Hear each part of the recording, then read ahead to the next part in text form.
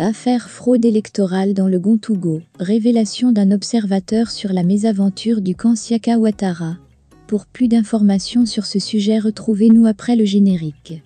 Mais avant de commencer, n'oubliez pas de vous abonner et d'activer la cloche de notification pour ne pas manquer nos prochaines vidéos. Bon visionnage.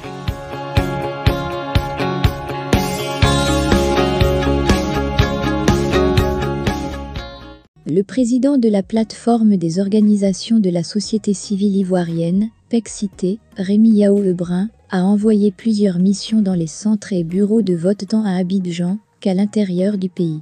Lors de la conférence de presse bilan qu'il a animée le 7 septembre 2023, il a fait d'importantes révélations sur la prétendue fraude électorale qui aurait eu lieu dans le Gontougou.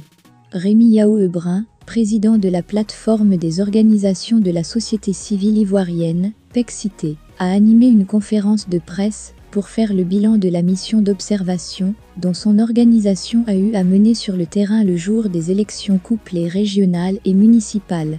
Le dépouillement s'est fait sans problème dans le Gontougou. Il s'est exprimé sur la situation qui a prévalu dans le Gontougou où le candidat malheureux, Siaka Ouattara, a accusé le vainqueur du scrutin régional, le ministre d'État Kobnan Kwasi Adjoumani, d'avoir fraudé le dépouillement du scrutin après la fermeture des différents bureaux de vote dans les 06 départements s'est fait sereinement sans aucune contestation.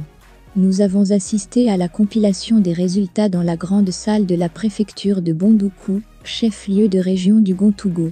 Un fait marquant, le président de la commission électorale régionale en la personne de M. Fofana Youssouf nous a fait l'honneur d'être au premier rang pour assister à la compilation des résultats, pour garantir la crédibilité du scrutin et rassurer les représentants des différents candidats présents dans la salle, a déclaré d'emblée le président de la PEC-Cité.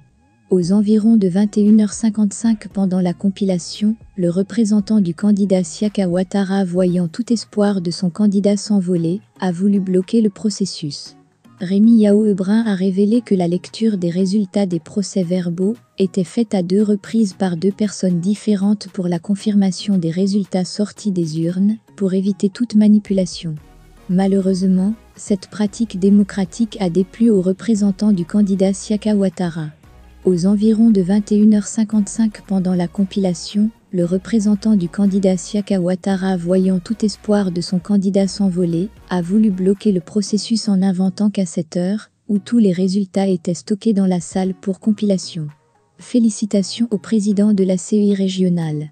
Il aurait appris que les votes se poursuivaient à Amanvi chez son adversaire favori au vu des premiers résultats, et qui a perturbé les travaux pendant plus de 4 heures du temps, et qui nous a obligés à rester jusqu'à 10h35 du dimanche, pour finir la compilation des résultats, a fait savoir le conférencier.